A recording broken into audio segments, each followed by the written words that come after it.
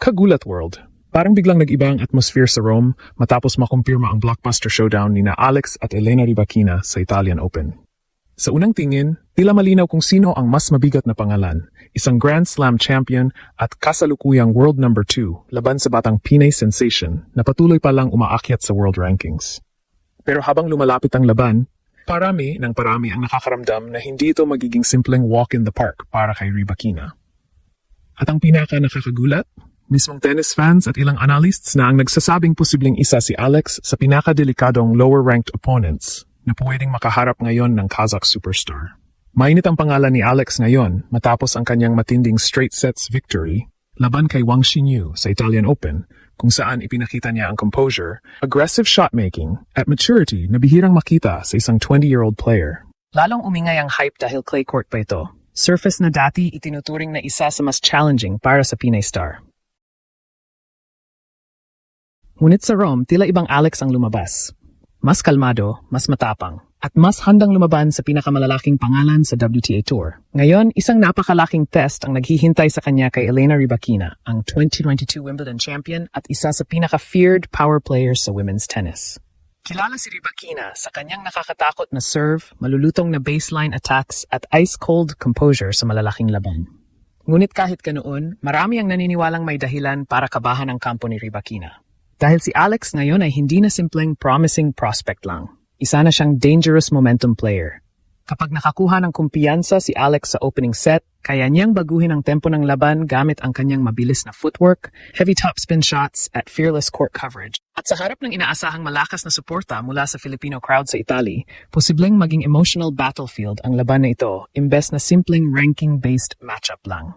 Kaya ngayon, isang malaking tanong ang bumabalot sa Rome. Handa ba talaga si Elena Rybakina sa matinding energy at pressure na dala ni Alex?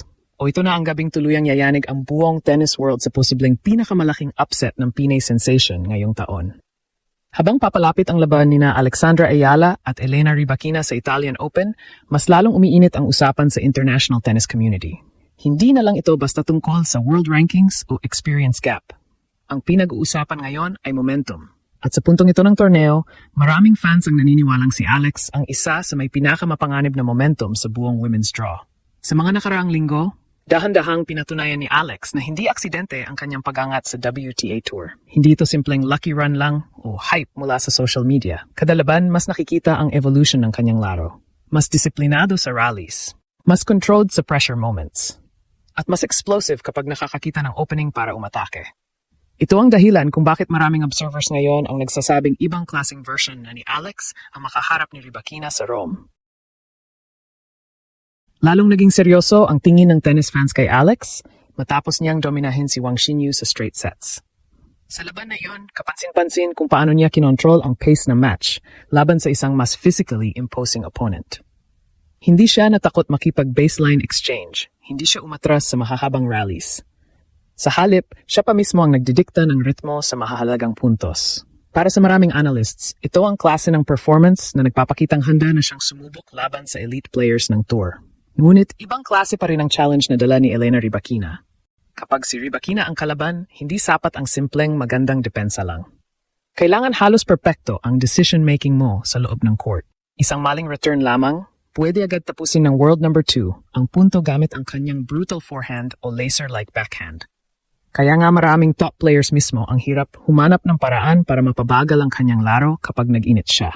Pero dito nagiging delikado si Alex. Dahil hindi tulad ng ibang players na agad natitinag sa reputasyon ng malalaking pangalan, may kakaibang fearlessness si Alex kapag underdog siya.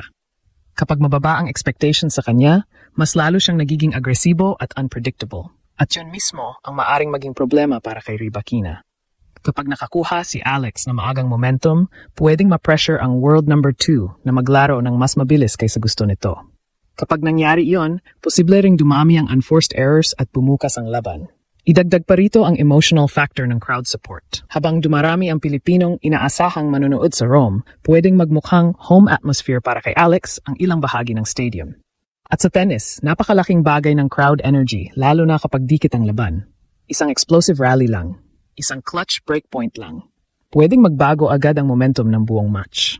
Kaya ngayon, kahit malinaw na si Elena Rybakina pa rin ang favorite sa papel, may lumalaking pakiramdam na hindi magiging komportable ang laban na ito para sa World number 2.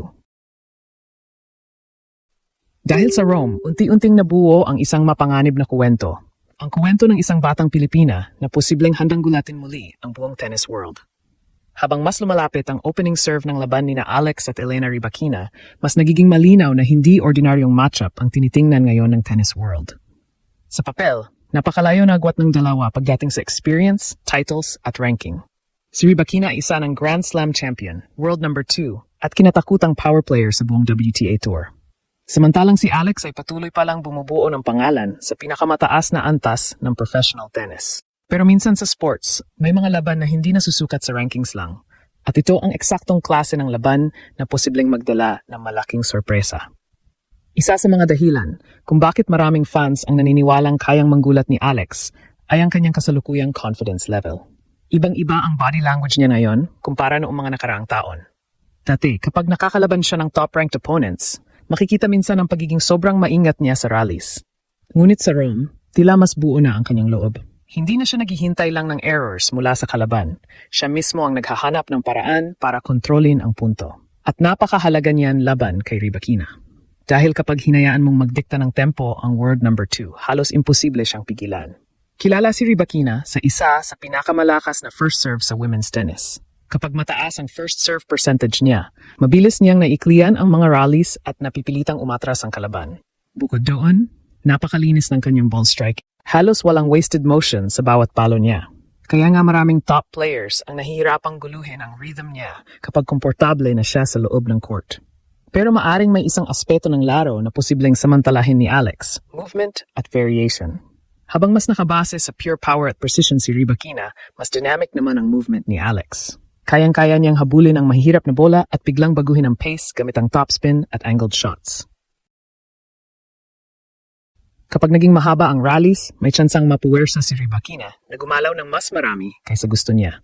At kapag napilit ang lumabas sa comfort zone ng World number 2, doon pwedeng magsimula ang pressure. Isa pa sa malaking advantage ni Alex ngayon ay wala siyang dinadalang mabigat na expectations. Sa mata ng marami, bonus game ito para sa kanya. Walang pressure na kailangan manalo. Walang obligasyong protektahan ang ranking o status. Samantalang si Rybakina, bilang isa sa pinakamalaking pangalan sa torneo, inaasahang mananalo ng kumbinsido. At sa tennis, minsan mas mabigat dalhin ang pressure ng pagiging favorite kaysa pagiging underdog. Kaya habang tumatagal ang build-up ng laban, mas lalong nagiging intriguing ang sitwasyon. Dahil kapag nagsimulang makuha ni Alex ang crowd energy at momentum sa unang bahagi ng match, posible talagang magkaroon ng tensyon sa panig ni Rybakina. Isang maagang break lang, isang dramatic hold lang, isang mahabang rally na mapapanalunan ni Alex. Pwedeng biglang mag-iba ang emosyon sa buong stadium.